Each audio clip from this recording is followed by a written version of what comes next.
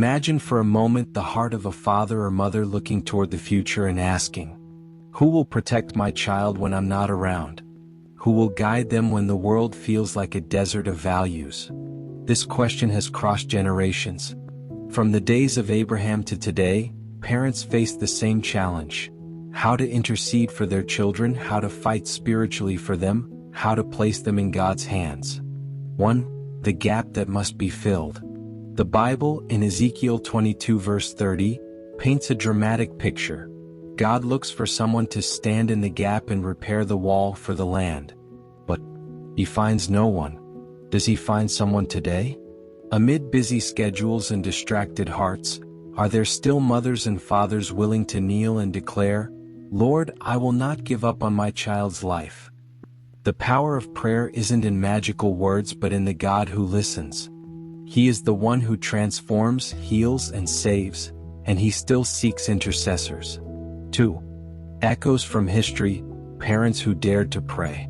History overflows with prayers that changed destinies. Abraham pleaded for Sodom, and because of his intercession, Lot was saved.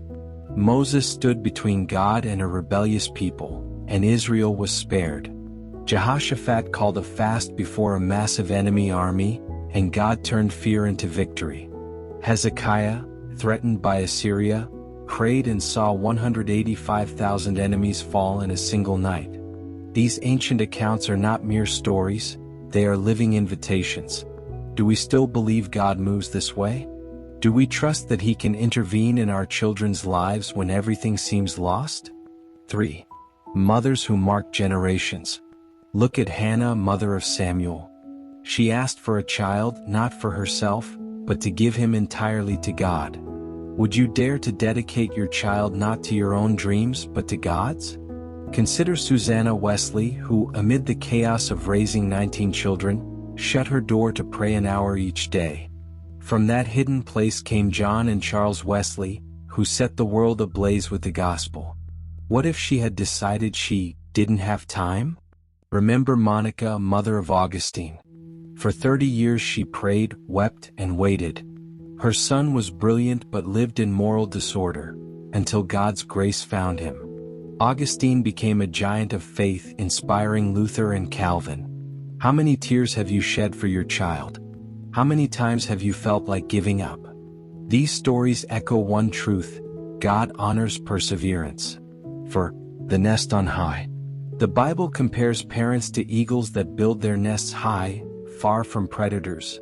Job 39 verses 27 to 28. But the eagle not only protects, it teaches to fly.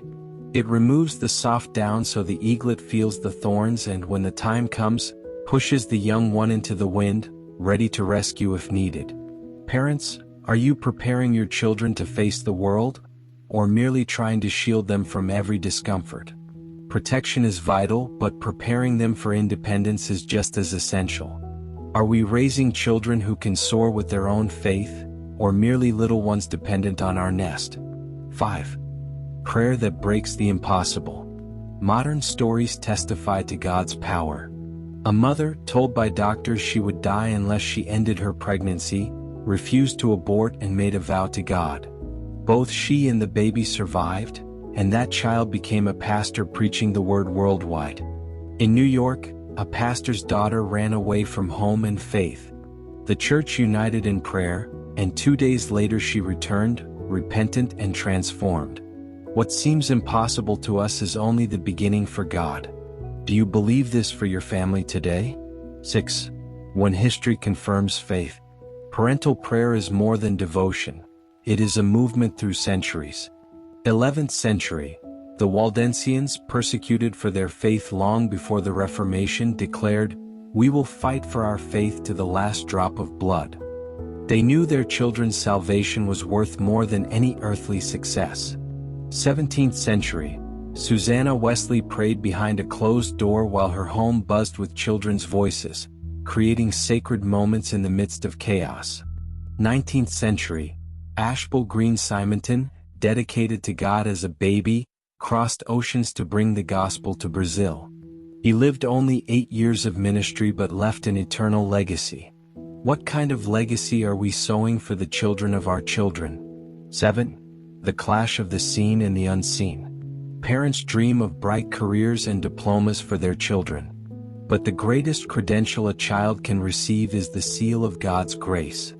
It's not enough to provide good schools, courses, or possessions if our children are not under the Lamb's blood.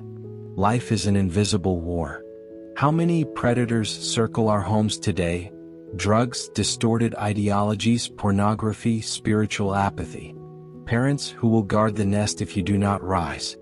8. When parents become intercessors. Abraham interceded and Lot was spared.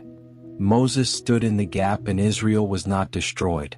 Hezekiah prayed and an angel struck down 185,000 Assyrians in a single night. These are not legends. They are invitations to become intercessors. What if you began today praying daily for your child's heart? What if you fasted and pleaded until God did the impossible? God seeks intercessors as one seeks pure gold, rare, precious, indispensable. Will He find that fire in you? 9. Perseverance that births miracles. Monica prayed 30 years for Augustine. 30 years. How many of us give up after 3 weeks? She proved that persistent prayer breaks heaven's silence. Science can't explain it. Psychology can't contain it. Is the God who honors intercession. Will you pray until the miracle comes even if it takes years? 10. Preparing to fly, the eagle's law. Parents often try to shield their children from all pain. But the eagle teaches that love also prepares for real life. Removes the down so the nest feels rough. Pushes the young into the air, yet hovers below ready to catch. Raising children is more than protecting. It's shaping character, discipline, and resilience.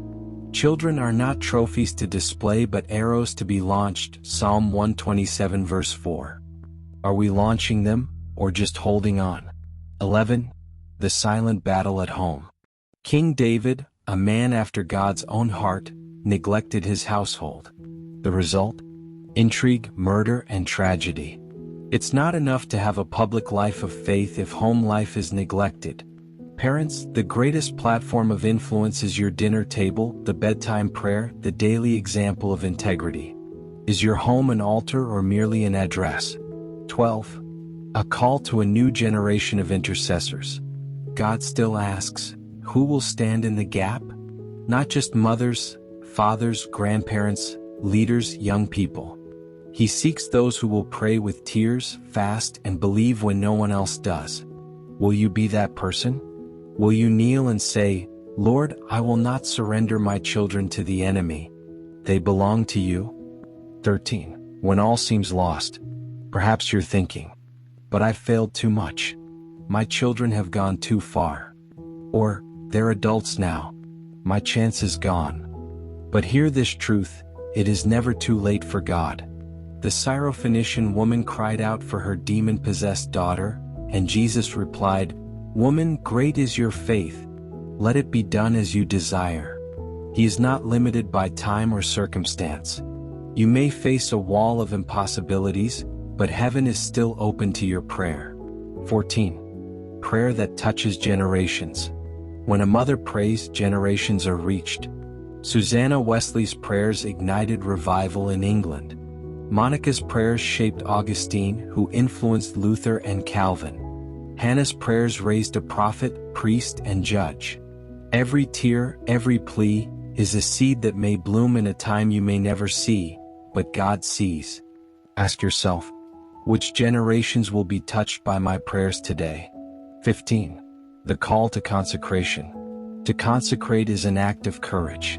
It means saying, Lord, my children belong to you before they belong to me. Many parents dream of dazzling careers for their children, yet hesitate to surrender them to God's call. Are we afraid He might ask for something too hard? Hannah was not afraid. She gave Samuel to God and God made him great. Parents, would you dare to pray, Lord, do with my child's life whatever pleases you most? 16. The nest and the world. We live in an age of distractions and dangers. Seductive social media, twisted ideologies, pleasures that enslave. The enemy never takes a vacation. Building a high nest means guarding what enters the home, not just through doors but into minds and hearts. This requires time, presence, and prayer. Ask yourself, what are my children watching? Who influences them when I'm not around? Is my home a place of peace or of tension? 17. When parents unite. This isn't only an individual task. Imagine an entire church committed to praying for the next generation. Parents praying together build an invisible wall, a fortress the enemy cannot breach. Why not start something like that in your community? A weekly prayer gathering. A group of parents meeting before service. Movements begin with small acts of faith. 18. Prayer that transforms parents' hearts. We often think prayer will only change our children. But in truth, prayer first changes the heart of the one who prays. It teaches patience, humbles our pride, and aligns our dreams with God's. When we kneel for our children, we are transformed too. Are you willing to be molded as you intercede? 19. The legacy that never fades.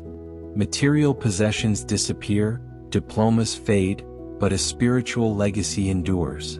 It's a heritage no one can steal. Parents, when your children speak of you in the future, may they say, "My father prayed. My mother prayed. They showed me the path of life." That is the greatest gift we can leave. 20. A final call. Today God asks each of us, will you stand in the gap? Perhaps you've never prayed a long prayer. Perhaps you don't even know where to begin. The invitation is simple. Kneel, open your heart, and speak to the Father. Say, Lord, take my child's life. Protect, guide, and save them. And transform my own life as well. Fathers, mothers, grandparents, young people, this is the moment to begin. Closing. Praying for our children is not optional for those who believe. It is a calling, a privilege, and a mighty weapon. God still seeks intercessors who fight not with swords but with bent knees and surrendered hearts. Today is the day to take this stand. Today is the day to step into the gap and watch God do the impossible.